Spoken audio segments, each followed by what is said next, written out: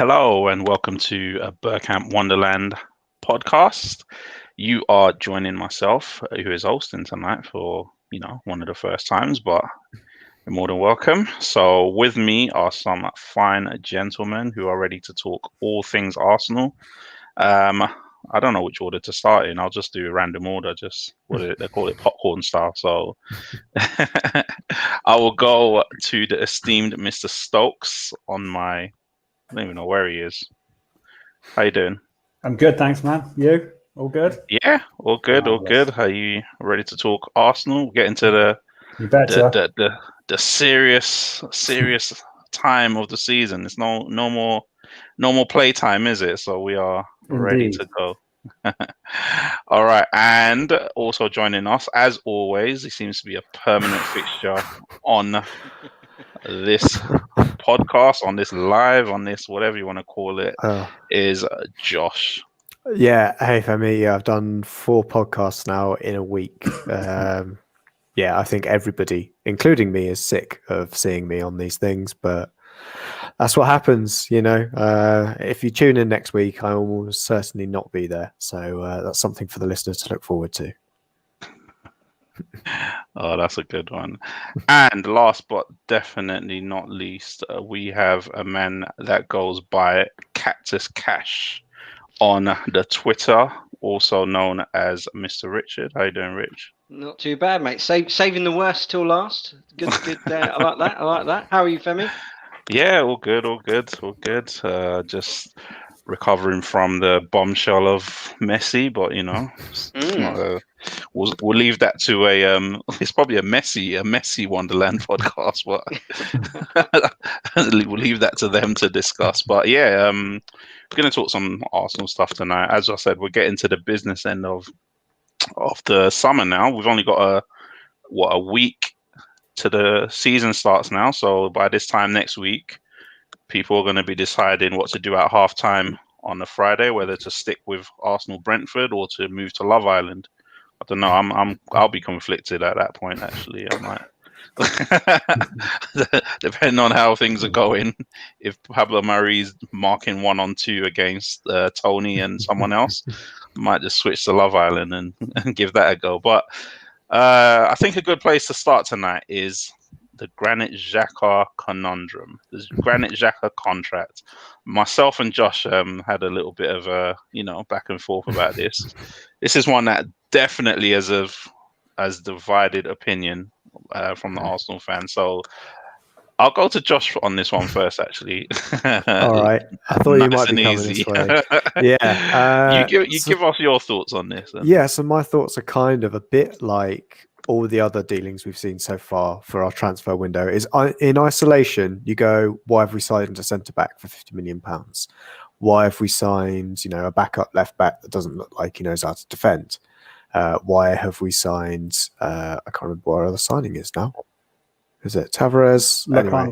Lokonga, that's it. I think Lokonga coming in, we go, yeah, we can see what's going on there from face value. We've got a weak midfield, but I think Xhaka falls into the same as the Ben White, conundrum of when you, I think, look at our entire summer as a single entity more holistically, you'll kind of get, okay, that's the thinking behind it. In isolation, I think we were all happy to see Xhaka leave, to be honest. I was very happy if Roma met the demands we were asking for, that we'd let him go.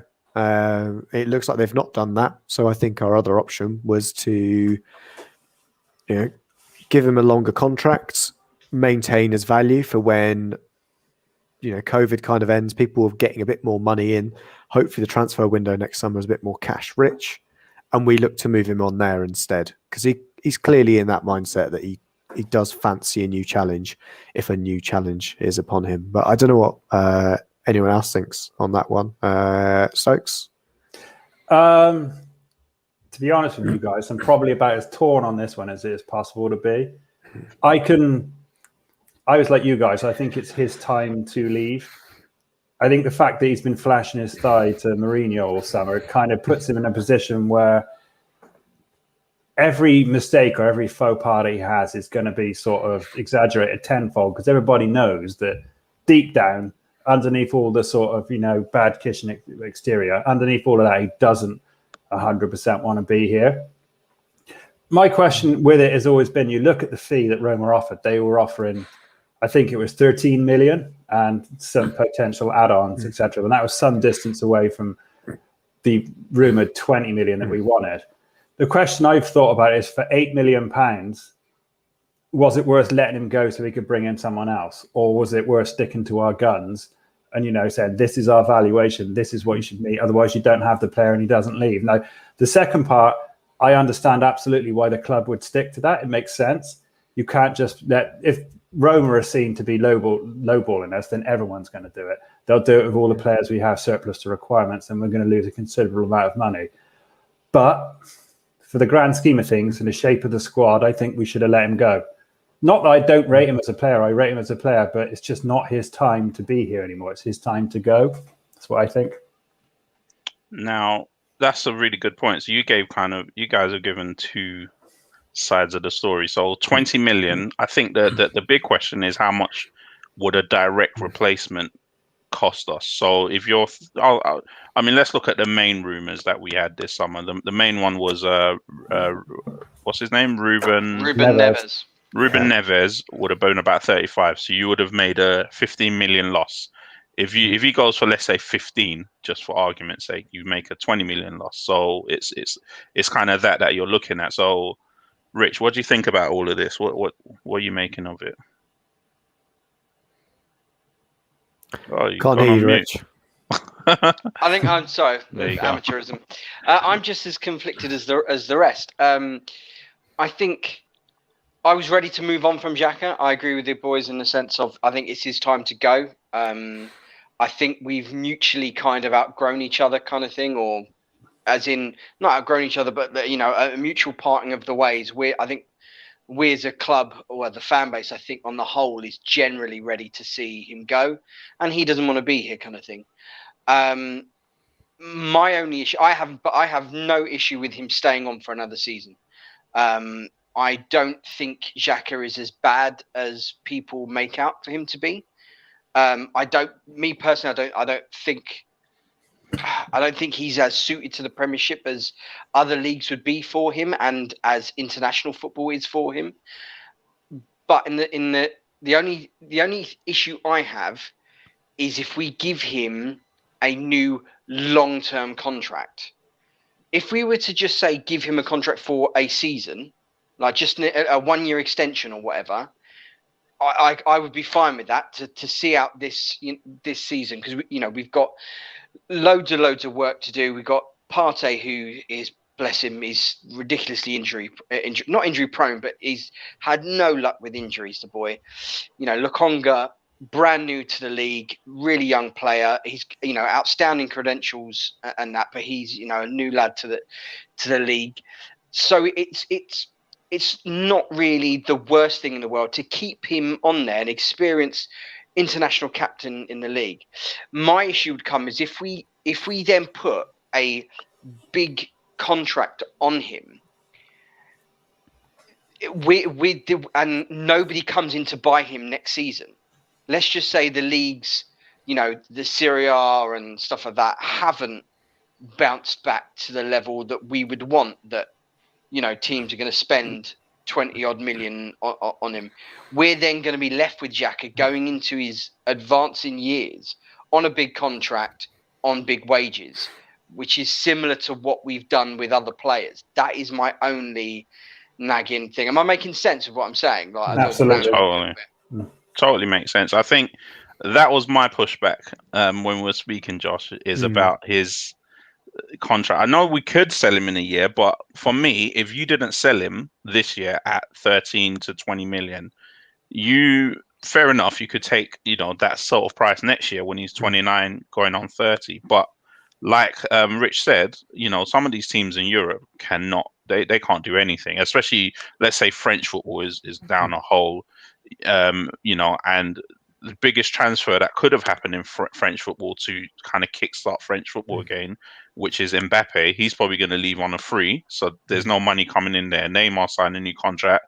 There's no money coming in there. So the big money that should be spread around players are just going on a free transfer. And my biggest worry is we are doing the opposite, which is if Xhaka was 24, 25, I could understand giving him another contract. He's going to sign a contract worth, let's say, 130, to be fair, because he's already signed one contract extension, didn't he, when Emery was here? So this will be his second contract extension. Let's say he goes to about 130k a week, 4 years. That's a fantastic contract. And as we've seen already, trying to shift players on nice, comfortable contracts, it's not going to be easy. So for me, I don't have a problem with the player. I have a problem with the style of football that we play with the player, the limitations that we've seen for I don't know how long in central midfield. What do you think, Josh? I think that's one of the things that we need to almost bear in mind as well, is that this season especially, I think, 13 million pounds in our back pocket and no Xhaka leaves us worse off than not having that 30 million pounds and still having the player.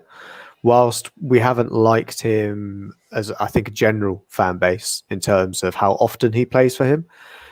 I've already spoken about Lokonga, although I forgot that he'd actually joined.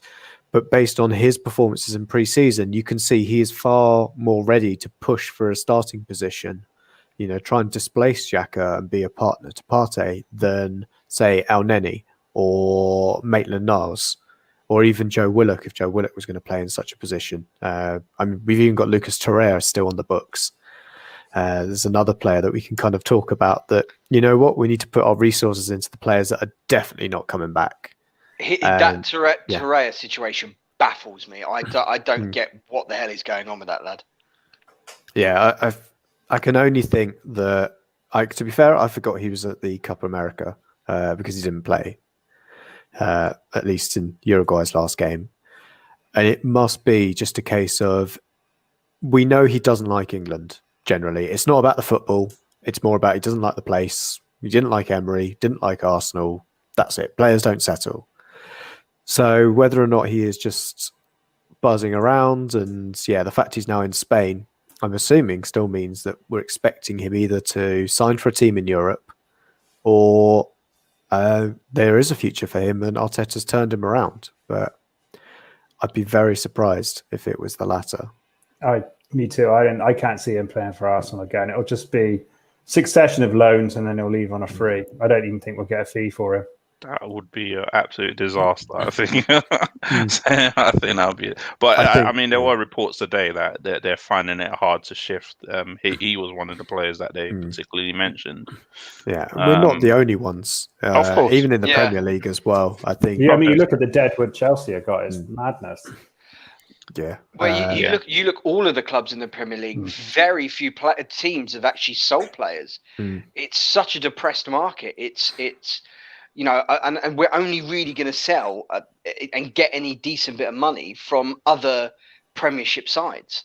I think someone, I swear I was reading it, or someone that it was saying that Man United haven't actually sold a player. I don't think Newcastle haven't sold a player.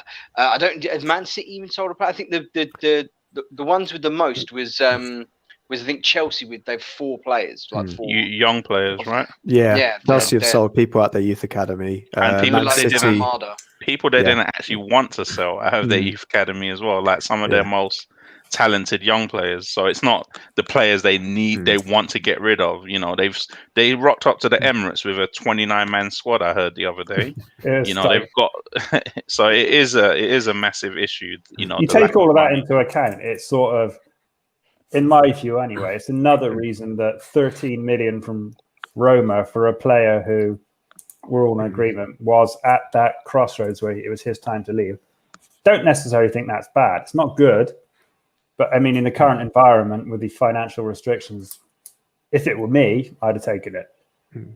You know what it is? If you looked at his performances at the Euros, in isolation, and as a Roma fan, if someone told me you're signing that player for 13 million, Roma fans would have been delighted with that. The flip side to that argument, you could show him some of his performances in an Arsenal shirt to the same fans. They're probably like, "Oh Christ, 13 million." Yeah. To be fair, I don't think he was that bad last season. I don't think he's in general. bad. Yeah. I think he's pretty good. It's just the problem with Xhaka to me has always been that he should never have been the best midfielder at the club. Yeah, and that for me is if he's still going to play every single game for Arsenal like he basically has done since he arrived, then that to me is a problem. But we're just going to have to see. As one of you guys touched on, I don't actually think he's as suited to the Premier League as he would be to somewhere with a slower tempo like Italy or France or Spain. Somewhere that's not, quite also balls to the wall and hell to leather. Yeah, so I think there's still a market for him in Italy because of that. And if next season they've got money together, Inter her... Well, they've got some significant money troubles right now, but they'll still be available to look for players. But then, they're Josh, going to sell Lukaku, aren't they?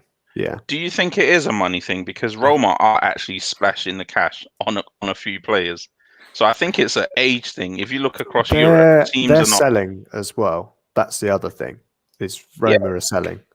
They're signing players still in the 25 million range, or they're rumored to be. So Yeah. I don't think it might be the money. It might just be that they had a price that they would not go for this specific player or age bracket, and they just refused to budge, and we refused to budge. So that's it.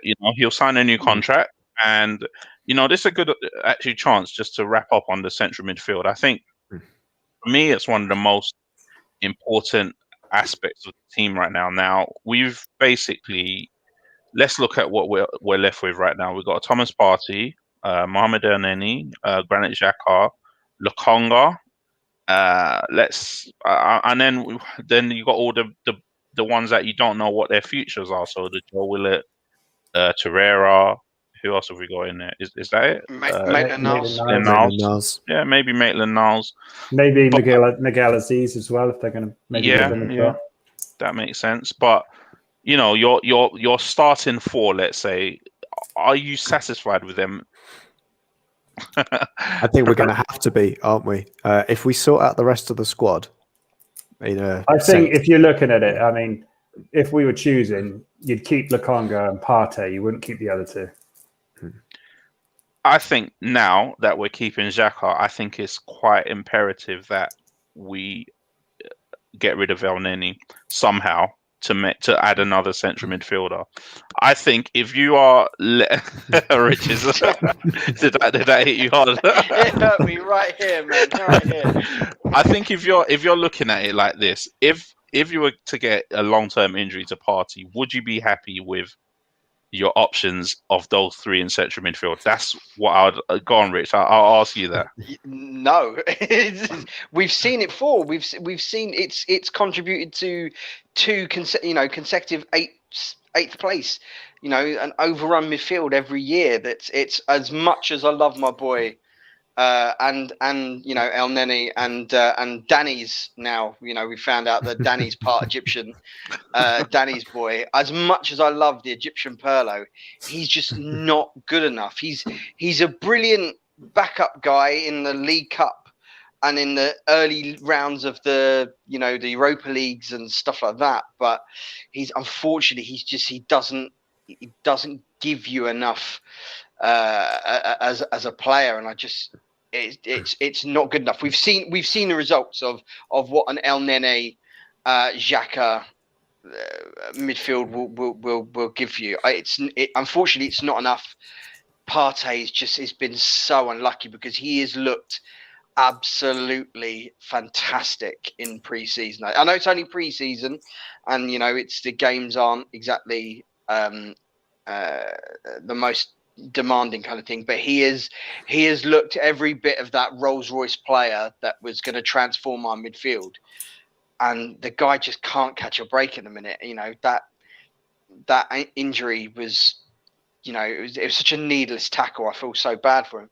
I still think we need to go out and we need to possibly buy another Premiership ready central midfielder. Basuma. Sorry, and a little cough there, guys.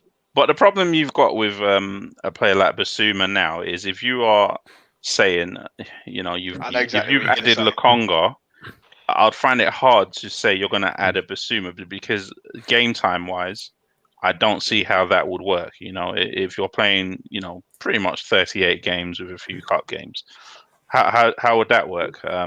Stokes, what do you think? I think I agree with you. I like Basuma. Basuma's quality, but I think he would be too much of the same thing with Partey and Lokonga. I mean, for want of a much better example, we need someone sort of in the Ceballos mold, but not as much of a fucking prat from time to time. I like Neves at Wolves. I think he's a really solid footballer. Really, he can do the best of both worlds. Someone mentioned a while back about the concept of Smith Rowe dropping back into the 8 role if we were to buy Maddison or Odegaard comes back in on loan. But I think what we're going to miss is that you take Partey out, we don't have anyone who's physically imposing, who's all action, who can contribute in defence and attack. El Nenny's a good backup player, but if you start 15, 20 Premier League games with El Nenny, we're finishing 8th again. I don't doubt that for a second. My concern is that the Xhaka contract means they won't go into the market, and that is, in my opinion, a massive mistake. If he stays and we get someone else, and he's not necessarily in that immediate starting spot, if he's competing with 2 other players, then that's only a good thing. I think if they're reliant on him, then we're going to go into the new season with the same problems we had the last. Well, it's been the last quite a few seasons now. We lack goals or assists from central midfield, which is a massive, massive problem. I'm not saying, your midfielders should contribute to, Joe Willock. If you're not playing, a system to fit a Joe Willock, I'm not saying they should contribute. But between them to have 1 or 2 goals, 2 to 3 assists a season between 3 to 4 players is always going to be a problem for you. So what about the prospect of Ben White dropping into midfield every now and then, or pushing up into midfield every now and then, especially with Partey going away to the African Cup of Nations? I know this is something you touched on, Josh, on the last pod. Yeah, so Ben White started in midfield for Brighton last season next to Basuma. So Basuma being the more all-action box-to-box, and then due to injuries in other parts of the field, Ben White dropped into the back 3. So there is an option for Arsenal. Ben White goes into that position instead of maybe Xhaka, and then we gain a more, it kind of frees up, say, El Neni from his defensive duties to be a bit more box to box, which we have seen he has got, a decent shot in his locker when he wants to. Thinking, last season he got 2 great goals from central midfield for us.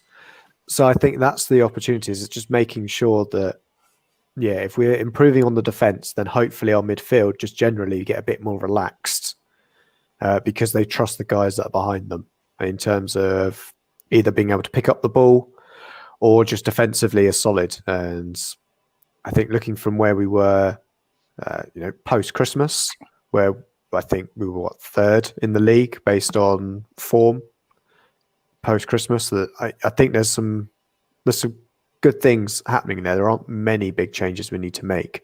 I think the key one is slightly further up the field in terms of having a player that can break the lines from, just behind the striker to stop, Lacazette, Aubameyang, Pepe, Smith Rowe, Saka all dropping too deep to pick up the ball from the back 4 because the midfield don't have that ability, or that they don't trust the back 4, or the back 4 aren't great at bringing the ball up with them.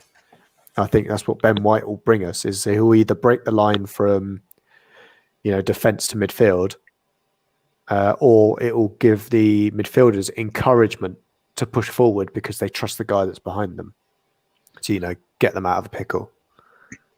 Okay, that's a good thought, actually. But when we're talking about trusting the guys behind him, I want to talk about the last line of defense right now. Our last line of defense, and the bit of a pickle that we've been in through pre-season with our goalkeeping situation, which has been a bit of a weird one because we have obviously Leno as number 1, who was on an extended break. So we started the summer pre-season with Carhine and Arthur Okonkwo as our 2 goalkeepers. So we had no senior keeper in pre-season, and that was because Mr. Runarsson was expected to complete a move to Turkey, which didn't materialize, and then all of a sudden he's back in as number 2. So as things stand, we're heading into the season with Bernd Leno, Runarsson, and Arthur Okonkwo as our 3 keepers. Now, Bernd Leno, let's start with him. Interesting performance on on Sunday. I think that was the whole of last season encapsulated into one game, I think. Stokes, what do you think about Bernd Leno? Was it rustiness, which you could say it was, because all he did at the Euros was just train. He did not play a game.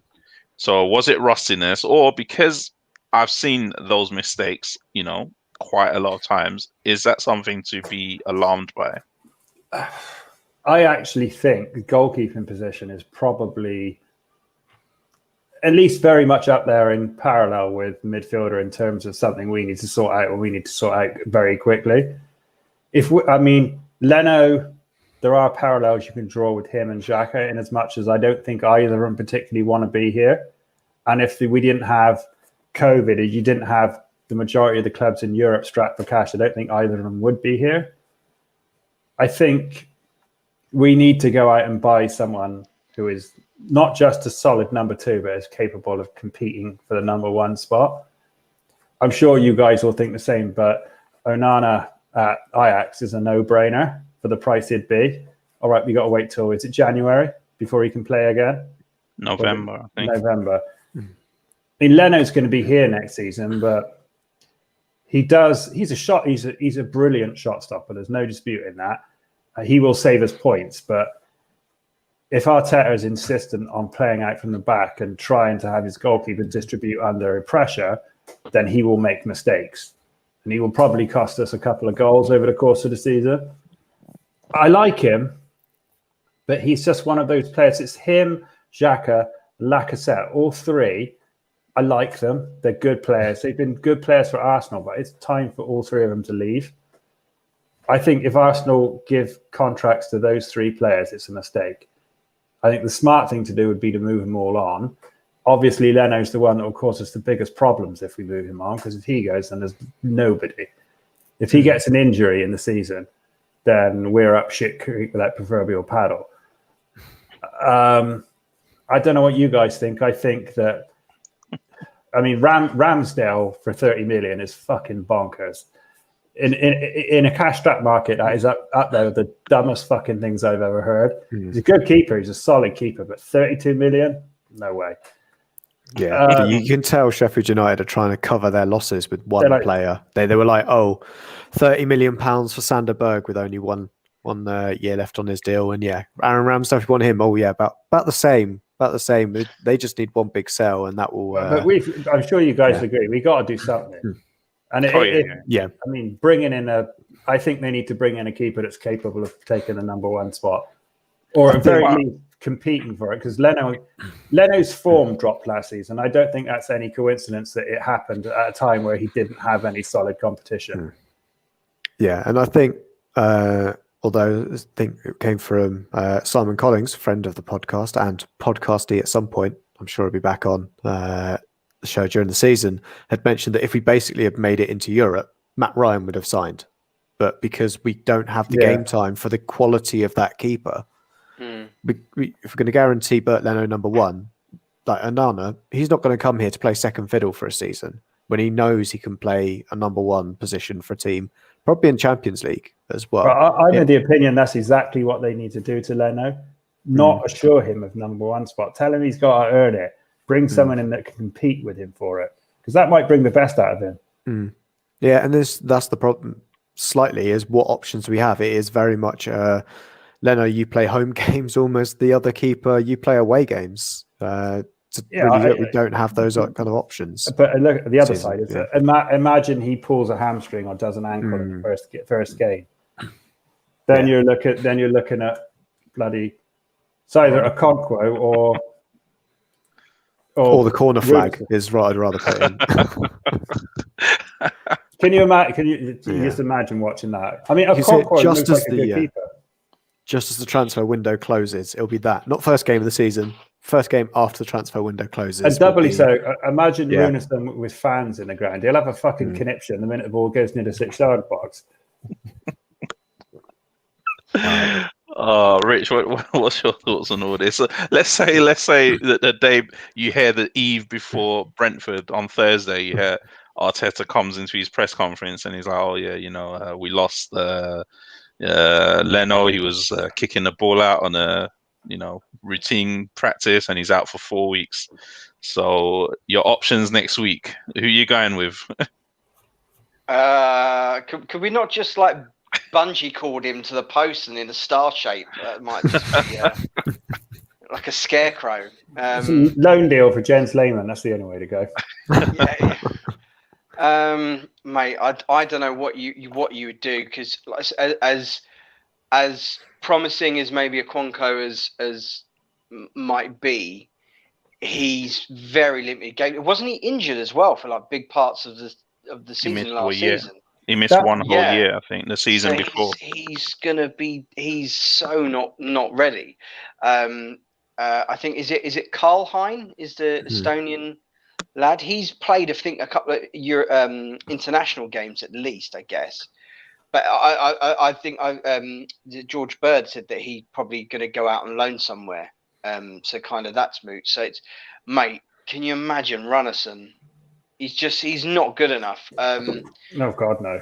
I don't know what they're going to do. I agree with Stokes. I think that goalkeeper is a massive position for us, because, like I said, Leno seemingly is not happy, and his confidence is shot. I think Leno is a very good keeper.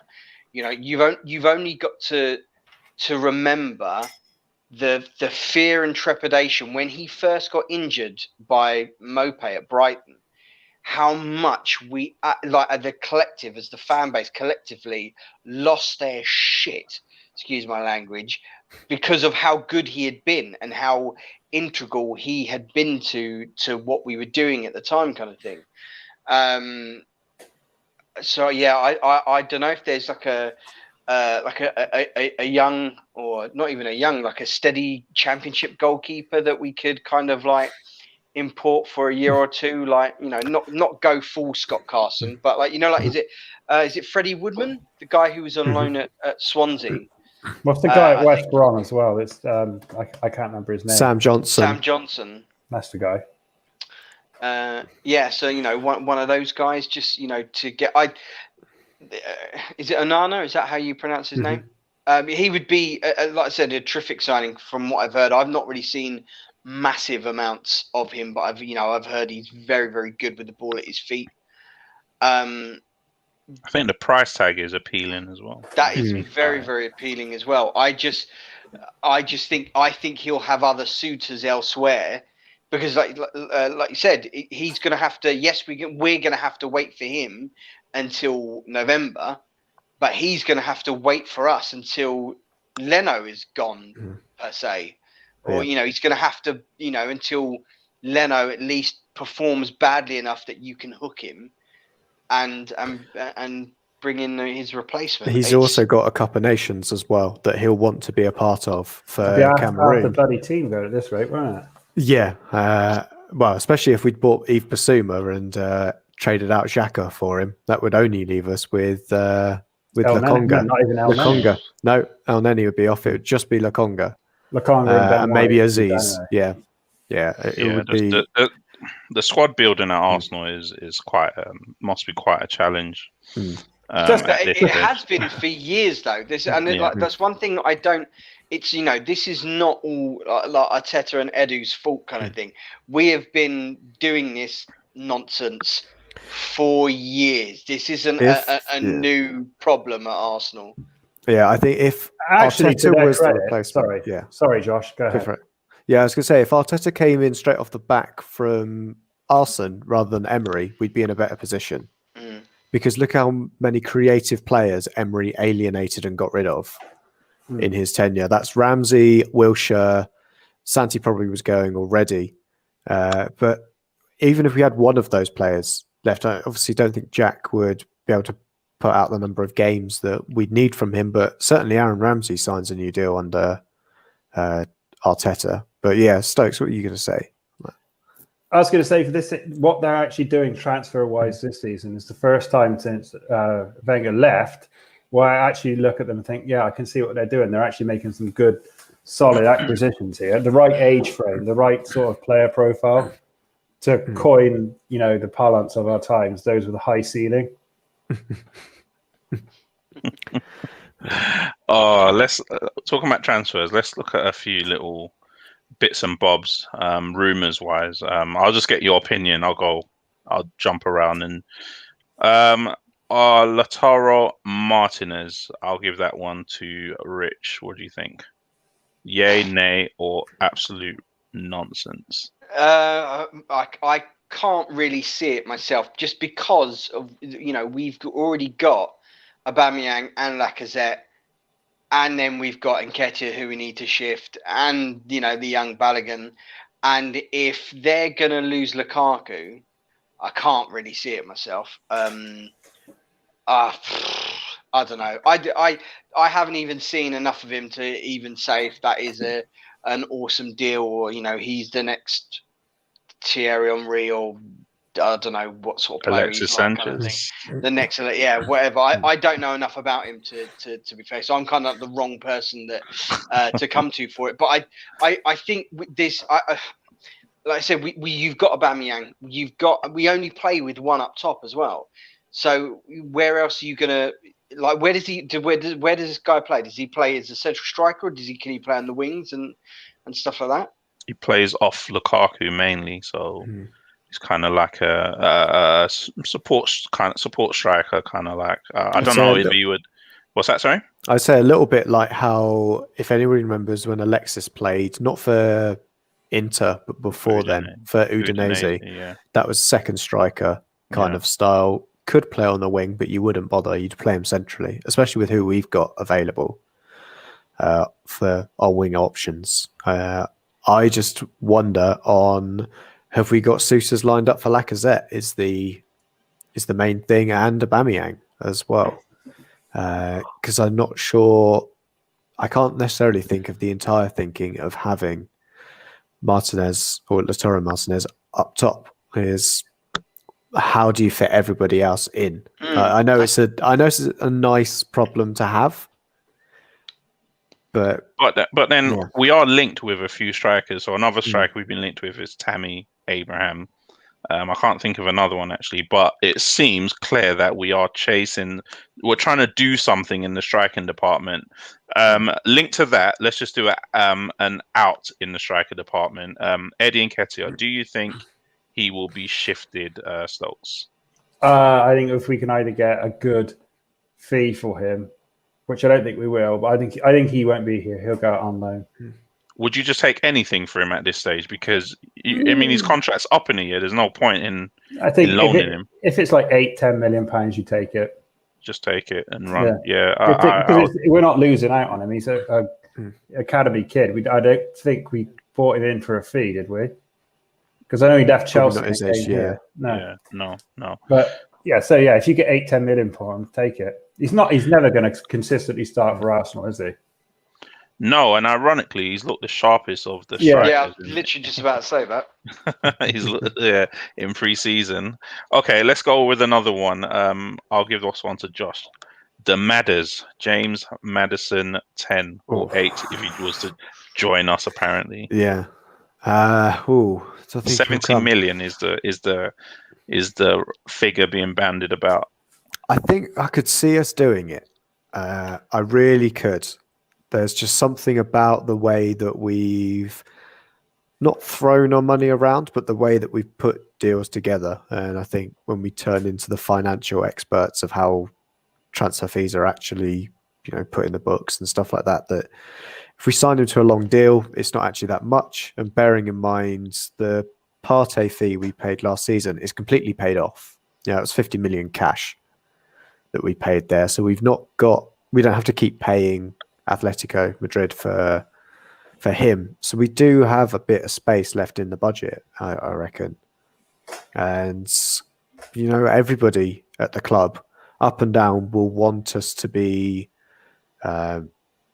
in Europe next season, and we'll do it by hook or by crook. And I think getting a player in of that kind of quality, so obviously Arteta has identified him as a player that we could do with, especially if Odegaard isn't going to come back from Real Madrid. I think whether or not he's going or staying there changes as frequently as the wind right now. But yeah. I actually think it won't be Maddison; it'll be Odegaard. I think if we've got the option, didn't Tony Cruz just get injured, and Ancelotti have said he's going nowhere? Or is I that haven't seen that. I haven't seen it. I'd be surprised because they play in different positions. But it's it'd be interesting what Real Madrid do generally, because they've got a lot of players they want to try and shift as well. They've got players like Isco. I think Asensio is a player they want to shift as well. They've got lots of players that they want to move on. And it might be a similar, like we're seeing, like we just mentioned, Chelsea, Man City are another one as well. They've sold 3 players, all of them out their youth academy, and 2 free transfers in terms of Aguero and Eric Garcia leaving them. So I think that it might be a case of if Real Madrid need the money, they can't shift a player like Isco. Well, they're going to need to generate some money from somewhere, and that does then mean, unfortunately, Odegaard's got to go out. If you can get Odegaard for 40 million over Maddison for 70, it's a no-brainer in my opinion. Yeah, Maddison. This one's kind of weird because it started as a rumor in the summer that was just like one of those what's it called account? Those who okay, it was the Bell that started this, and I looked at it and I thought, yeah, that's absolute nonsense, to be honest. And he kept dropping little bits and bobs, and then now the English media, which, to be fair, like since listening to the wonderful interview with Simon and Chris, it made me appreciate some of the Arsenal focused media guys a lot more. There's a few of them that focus specifically on Arsenal, but listening to Simon, the way he explained it kind of makes sense that they do get these rumors. Now, the way that it's been dropping this week is pushing a little bit further. So now I'm starting to think maybe there is something to it, but it's whether Arsenal obviously are testing the waters with, offering players for swap deals first. Then you move on to, okay, let's negotiate a price. Then you literally, force the issue. I think that might be the way it goes. So it looks like he is a number 1 target. And now an attacking midfielder, I'll look at one that is rumored to be on the way out. Let's go with Rich. Reece Nelson to Crystal Palace. This one doesn't make sense to me because they're talking about a loan deal, but it apparently has 1 year left on his contract. So I'm a bit confused by this one. What's going on here? Yeah, I mean, he needs to go somewhere and play football. So from his point of view, makes all the sense in the world. I think I don't know if he's going to like sign an extension or something like that. Considering his track record is in like the amount of games he's got, I don't know why he probably would sign a new contract extension. I don't know. Like I say, I'm not in his head, but he needs to go out and play some football for his career. Because like, how old is he now? Is he getting 24? I think 23. It's so yeah. So I mean, he needs to start being an actual professional footballer and playing some games. That he needs to leave. At least on loan somewhere with the best in the world. Hopefully, we can see now. He is one person who I would, regardless of whether you wanted to keep him or not, I would sign him to a big contract extension, not like big money kind of wages, but a long contract to protect his value, so that if he does have a storm or wherever he goes on loan to Crystal Palace or wherever, then you can either put him into the side and he's a ready-made replacement to come into, or we can get some big money for him in a year. But either which way, he on the wings, he's behind Pepe, Saka, Smith Rowe, who sometimes plays there, Aubameyang, who will probably play there before him, Martinelli, who will play there before him, and unfortunately Willian, who will play there before him. So he's way down the pecking order in Arteta's mind, kind of thing. So I think he needs to. I think it makes sense. I'd maybe not the sense to put him on loan if we don't sign a new contract, but he needs to go out and play football. Yeah, that's very true. All right, let's do some quick ins and outs before we move on to a couple of last little bits and bobs. So I'm just going to give you a name, and I want to know, will he be there at the end of the transfer window or not? So Stokes, Runarsson, will he be at Arsenal at the end of the transfer window? Yes. Whoa. I wasn't expecting that. Don't get me wrong. I'm not advocating it. I just think it's the kind of dipshitted thing that we'll do.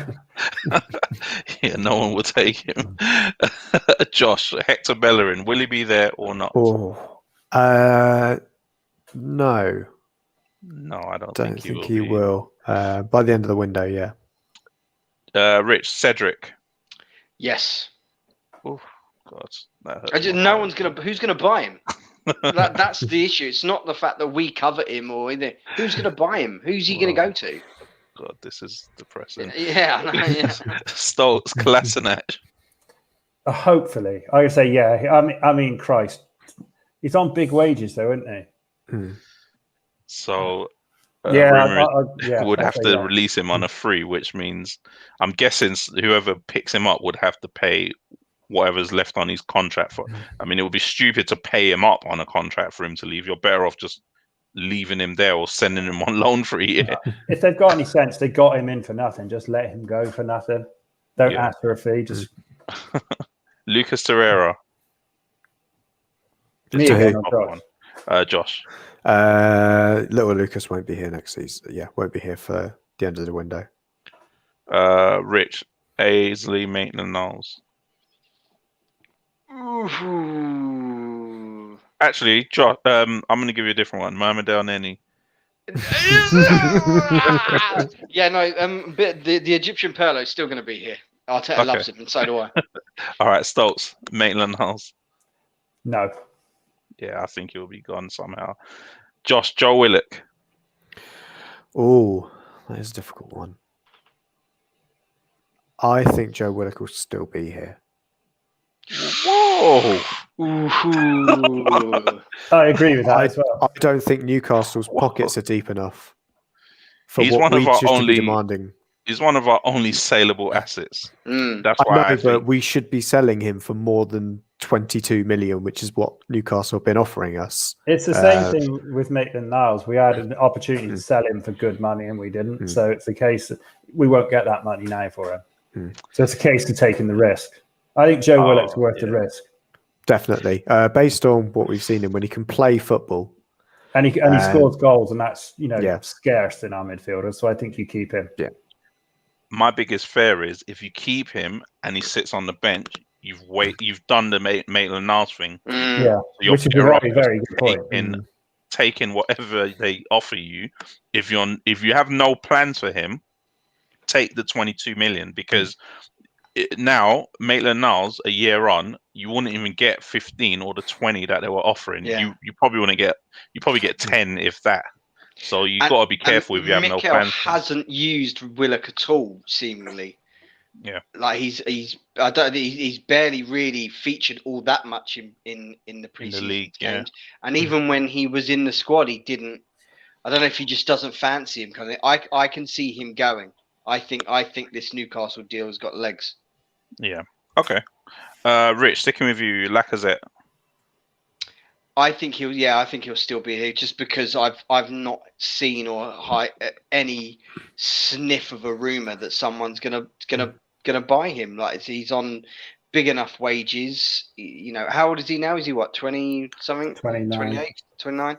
Yeah, I can't. No, I think he'll still be. So he'll be leaving on a free, is what you're thinking. I think so. Yeah. Fantastic. That's great.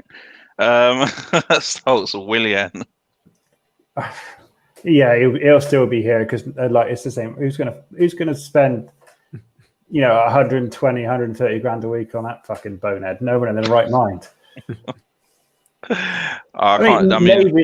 Maybe Saudi Arabia or the States would, but nah, he'll be here.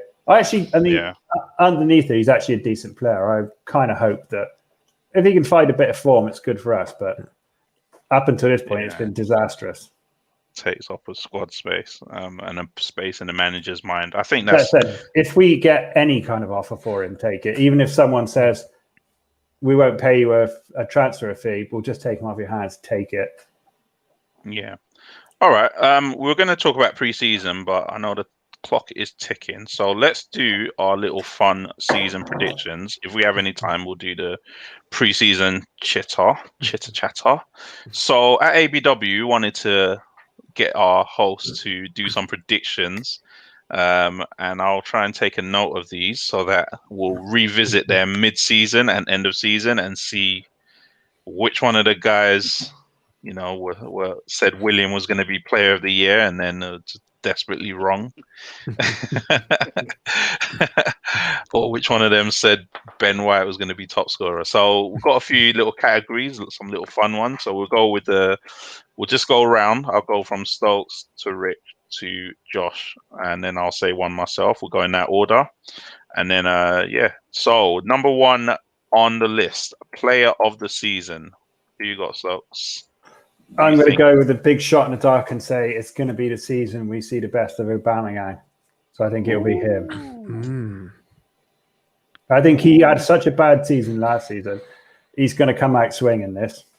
Okay, that's a big call. Rich? So my player of the season, I put the Smith, Emil Death Row. I think he was so important last season. You look at that metric, as in like before he started up till Boxing Day, and then afterwards, it was the almost night and day for the form of the team. He seems to be coming into his own. He seems to be developing into his man body kind of thing. A lot more physical. So I'm going to say Emil Smith Rowe. All right, Josh. We've all gone different. I've gone for the little chili. I've gone for Saka. I think he'll be player of the season. I don't think I need to go too much into that. He displaced arguably one of the most talented under-21 wingers in world football to start for England in the Euros. So, I'd certainly say for him. For me, that's who I'd have player of the season. I'm going for a totally different one as well. I'm going with a shot in the dark, and I'm going at Nicolas Pepe randomly, even though I'm not his biggest fan, but I just, there's something about him end of last season and pre-season that I think we need something in the goals and assist department. All right, number two, breakthrough player. We're going the same order. Oh. I reckon it's difficult to say because we haven't really got anyone with shining potential on the periphery at the moment. I'm going to say Aziz. I reckon we're going to see him get some minutes because we won't recruit in midfield, and I reckon he's going to come through and look good this year. There you go. Rich? Ditto. I've got Aziz down. I think he looks in phenomenal shape. He looks so assured on the ball and he just looks very, very class. The only worry is the lack of game time. But if Partey's injured, God forbid anything happens to anyone else, and then he goes off in the African Cup of Nations as well, he could get minutes. So yeah, I've gone for Aziz. Josh? And I've gone with Lokonga because I think there's more chance of minutes. So I think we've all gone for a midfielder, haven't we? But basically, it's at which stage of the minutes do you think they're actually going to get to break through in? And for me, I think Lokonga's probably got more of a chance. That's a good shout. That's who I was going to have. Yeah. I've gone Lokonga as well, so no need to dwell on that. It's kind of the same, but there's a few more players that we can add to the list. Young player of the season. Stokes. Oh, me, Smith Rowe. There you go. I'll keep it short and sweet. I just think, as Rich touched on, it's his season to it's his first full season from Boxing Day up until the end of last. He was exceptional. So I reckon, yeah, it'll be him. Rich? Yep. He was my shout for player of the season. So yeah, he's gonna win both awards for me.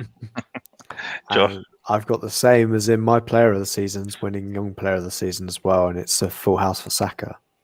I've gone Smith Rowe, so 3 out of 4 there for the ESR. Number 4, top scorer. This is an interesting one. This was Lacazette last season, Aubameyang obviously the previous 2 seasons. Who have you got, Stokes? It backs up my choice for player of the season, so I got to go with Aubameyang. Okay. Rich?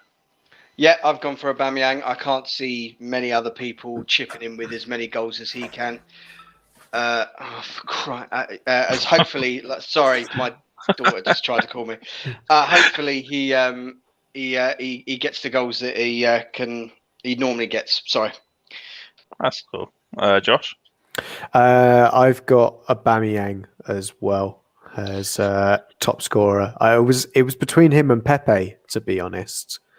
Because, yeah, like you were saying, Femi, if you've got Pepe as player of the season, there's a chance he's top scorer as well because he looks more informed than Aubameyang. And that's exactly why I've gone Pepe. I've just got a feeling that without the Europa League, he'll start more league games. And, in the Europa League, he smaller teams, he beat up on them. And then he just didn't get chances against smaller teams in the league. So hopefully you get a chance against smaller teams and do better. All right, this is a big one. Our last league positions. Ooh. 6th. I reckon we'll improve, but it won't be anything drastic. I don't think we'll get anywhere near the top 4. I think it'll be 6th. Seconded. I've gone 5th or 6th. I think we will improve as the back end of the season, the second half of the season showed. But I think the top 4, City, Chelsea, United, Liverpool, with what they're spending, and Liverpool being Liverpool, I think they're going to be over the hill and far away from us. So I think a very distant 5th or 6th. Oh, seem I'm the positive one, 4th. 4th I've got us finishing. I think there's an opportunity for us to do better than it's all got to be basically us.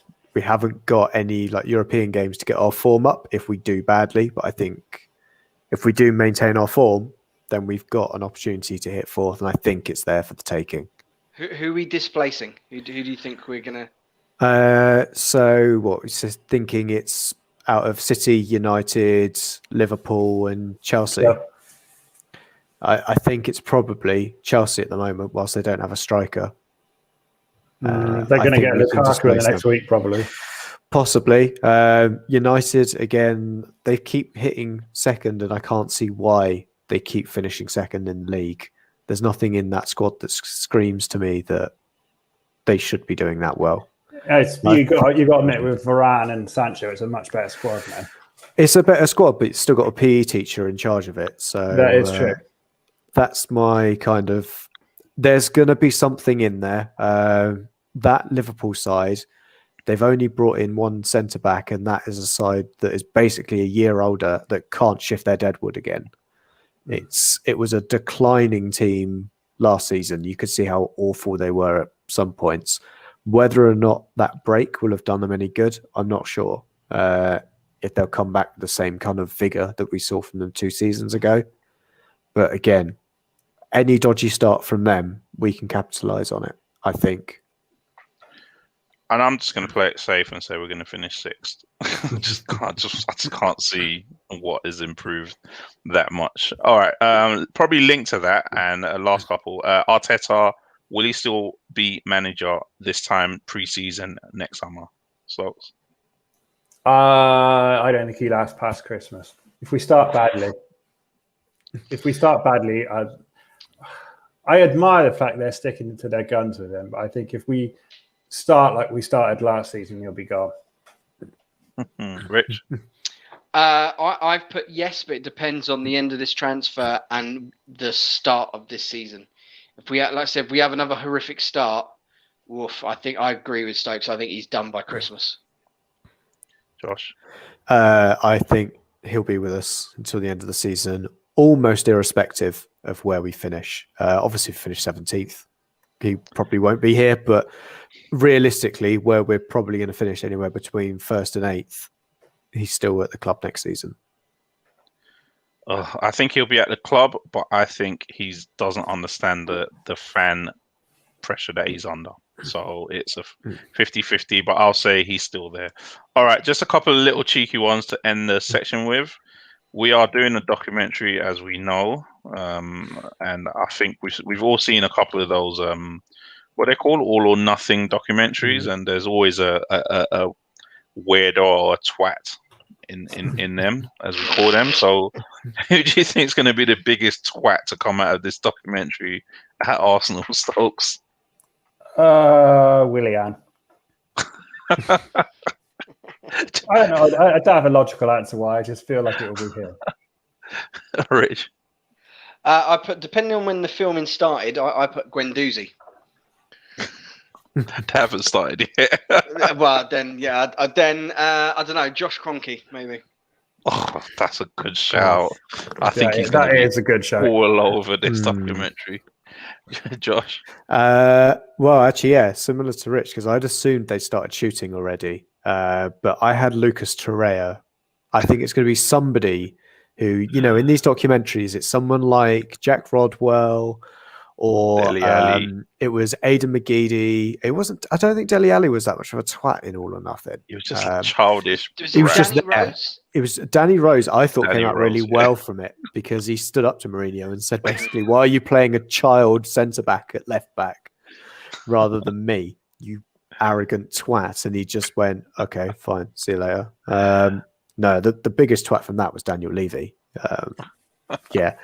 If And you're that's, chairman, that's some pool of twats to be selected from as well. absolutely. But I'd say any chairman / part owner that sits with the players during breakfast is just too cringy. You can't be doing that. So who have you got? So yeah, I've got Lucas Torreira as the biggest twat because I think it's going to be someone kicking up a fuss about a transfer and just refusing to play. And I'm going straight to Vinay. I think he's going to look like the biggest. Nah, he's a lovely dude. Yeah, I've met him a few times. He's a lovely dude. He probably is, but I bet you the fans are going to be either cringing or laughing at some of the stuff that the PR talk, and I bet you he's the one that feels some of the brunt, especially if the season doesn't go well. And last but not least, the most random thing you think will happen in Arsenal All or Nothing, Stokes? Alex Runarsson will spontaneously combust in the showers. Danny will get his will drive to the Emirates and do some sort of dirty protest outside the Armory. Josh. Everyone ends up liking Willian in the fan base afterwards because you've got to do something like that is serious. All that's right. actually going to happen. Sorry. You're all going to be sorry when Alex Runarsson explodes on television. No, the Cronkies turn up at the training ground and end up at Watford instead. It'll be that. Most random thing I think that will happen is Granit Xhaka and Bernd Leno having a fight over a hospital pass that Leno gave him. Oh, yeah, I can see that happening. Yeah. All right. That was nice and fun. So hopefully the other hosts on ABW get to have a chance at that next week. We're gonna say goodbye to Stokes as we're wrapping up. So he's gonna shoot off. Any last words before you shoot off? Only thanks for having me on, guys. It's been a pleasure talking with you all, and let's hope that some of the positive predictions we've all made come to pass, and all the sort of the miserly ones don't so much. Anyway, I'll catch you guys later. All right, cheers. Cheers, bye. Bye. And we're just going to round up. We'll do a little bit of pre-season. So our last pre-season game, we are playing what I don't understand is a pre-season game. We are playing Spurs at the whatever their stadium is called, the Tottenham Hotspur Stadium, whatever it's called, which I drove past yesterday. I went to the Sainsbury's underneath it, weirdly, randomly as well. So yeah, we're playing them at I don't know what time on Sunday, but 2:00, and then the I just wanna ladies play ask, straight after. the men are playing before the ladies this time? Okay. Do you think this type of fixture puts unnecessary pressure on Arteta, whether we like it or not? Obviously, I'm not a big fan of the whole palaver that happened at the beginning of pre-season where we played kids and unfit and we lost a random game. But do we think that that this match puts very unnecessary pressure on the manager? Because whether we like it or not, there's going to be uproar if something goes wrong in a game like this. Josh, what do you think? Yeah, I think I can see why it's ended up as a pre-season friendly for us, because we didn't know about international travel at this time of year, so we've got to play a team of requisite quality to get us fit. I think in normal circumstances, we're doing the Emirates Cup, or I know this is in the Mind series, so a proportion of the fee, if you choose to watch it on Arsenal Player, goes to the charity rather than anywhere else. I still not entirely. It does kind of lose a little bit of a shine playing, a North London derby in pre-season, especially in London as well. I think if it's played overseas, if we played it in, America, we'd be annoyed, but not as annoyed. But I think because it's in London, it's at Spurs Stadium, it's going to add a lot of pressure to it. Fans being back in the stadium, I think that's going to be a great thing to witness. I think it's the first time a lot of those players will have seen an atmosphere from the Arsenal fans at a pinnacle, especially North London derby. Even though I don't think it's at full capacity, certainly expecting a decent noise from them. But yeah, I think the pressure will mainly come from the fan base rather than the manager putting it on the players. They'll be still seeing this as a pre-season game, I think, fundamentally, whereas I think we'd want them to take it a bit more seriously and win at all costs, irrespective of what the game actually means. Yeah, I think this is the last chance to get fitness in the legs for some players that just have not played much pre-season. Because on the back of this, Sunday, right? Sunday, is it? Sunday, then we play Friday. Is it Saturday? I think it's Saturday, but Saturday. I could be wrong. We play Friday. So who are you thinking, Rich? You thinking Saka to start or 45 minutes for Saka? Ben White clearly has to start a game before Friday. There's a lot of things that are up in the air, especially for a game that I just dread.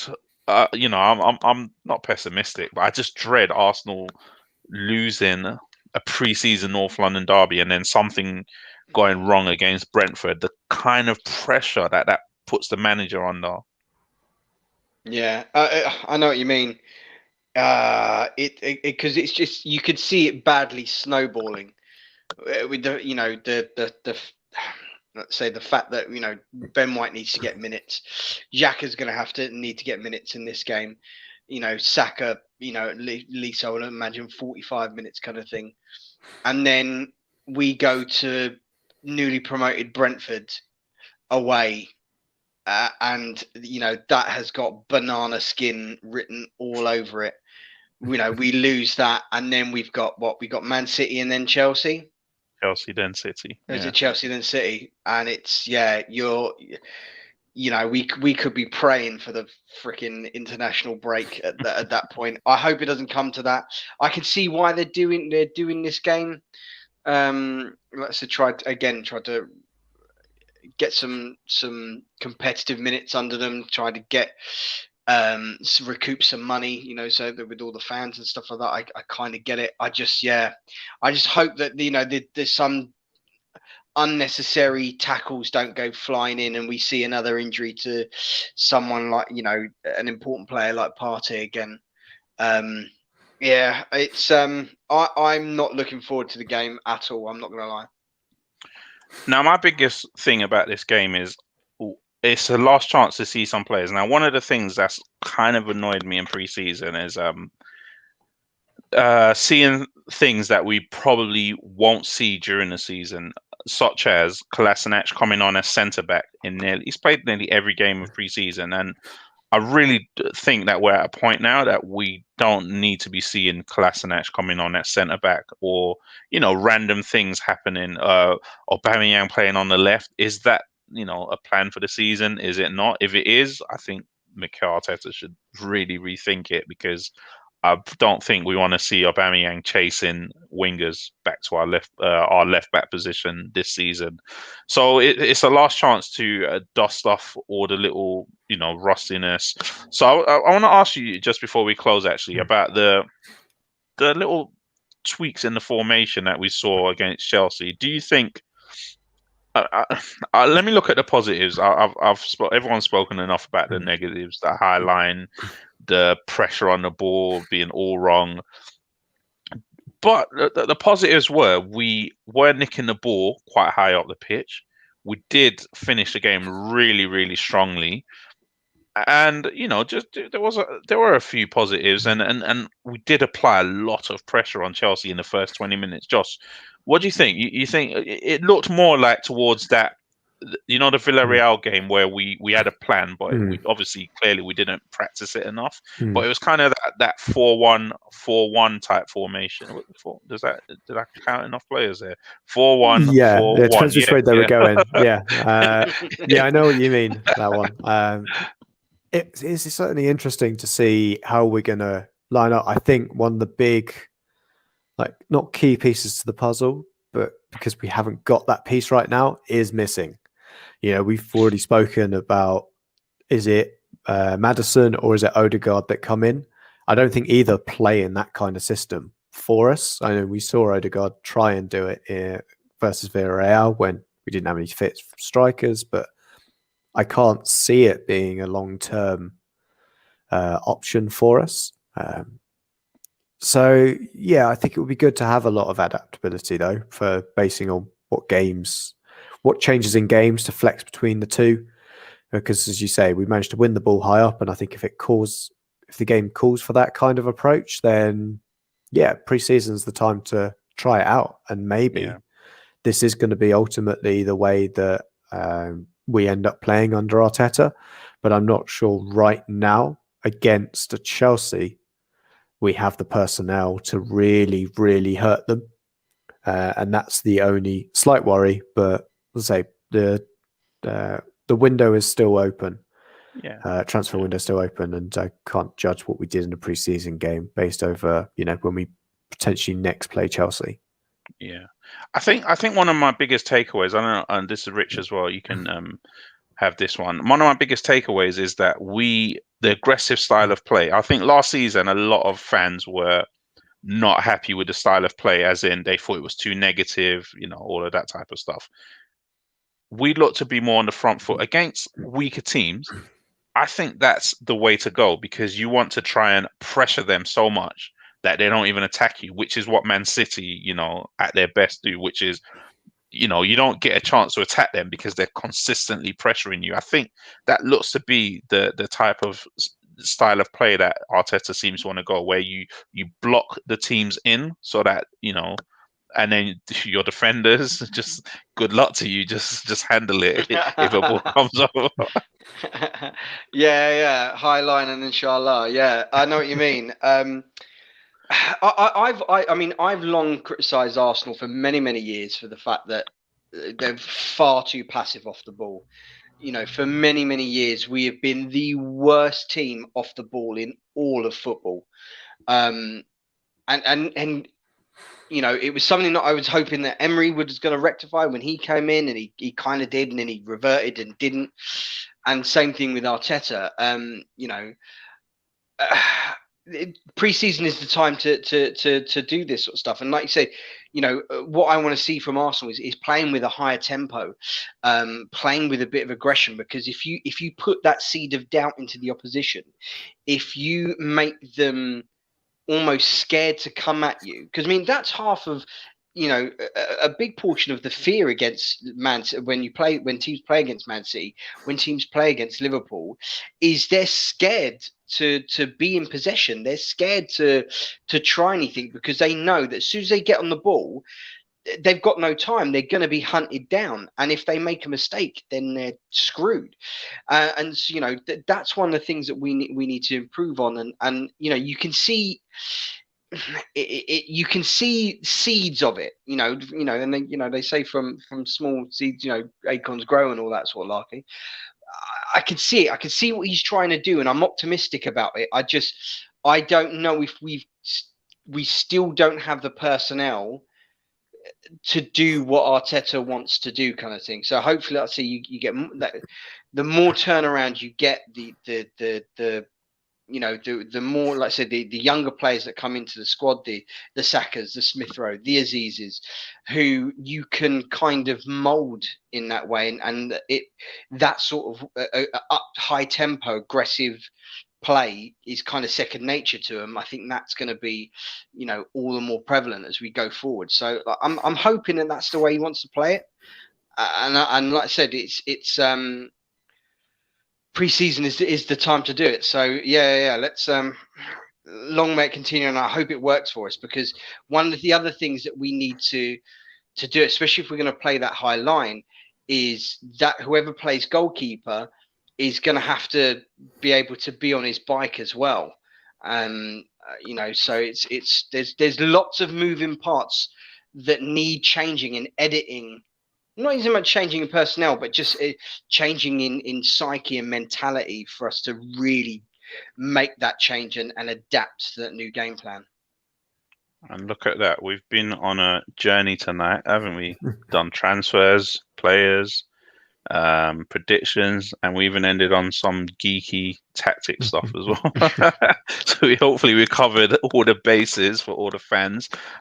Just to let you know, obviously ABW, we will be doing the Fantasy Football League. I'm sure if you keep an eye on the Twitter page, the league details will be published there. Look out for all the other shows that we will be doing coming up to the start of the season. It's an exciting season. Obviously, fans are back in the stadium. My season ticket is renewed, believe it or not. I did not give it up. So back to weekly or every 2-week games. I haven't been in public or in big crowds for a long time. So Arsenal versus Chelsea will be my first chance to test out this thing that I've got in my arm. Same. I'm going to that game as well. One of the coaches at my club has passed over his ticket to me, so I'll be going now. See if I can spot you and wave. The big social distancing that I'm going to try and do in the stand. Oh no. Well, hopefully we'll all be back in our own seats. Funny enough, Arsenal. If you're watching Arsenal, you have not sent out our season tickets. Can you get on with it, please? Because we can't attend the match if we don't have a new ticket. So please. But yeah, guys, thank you very much for joining us tonight. It's been absolutely fantastic. Rich, Josh, any final words? Thanks for having me. Thanks for hosting. Yeah, thank you for hosting. It's been great. It's so good. Guys, you have been watching ABW, and we will be seeing you very, very soon.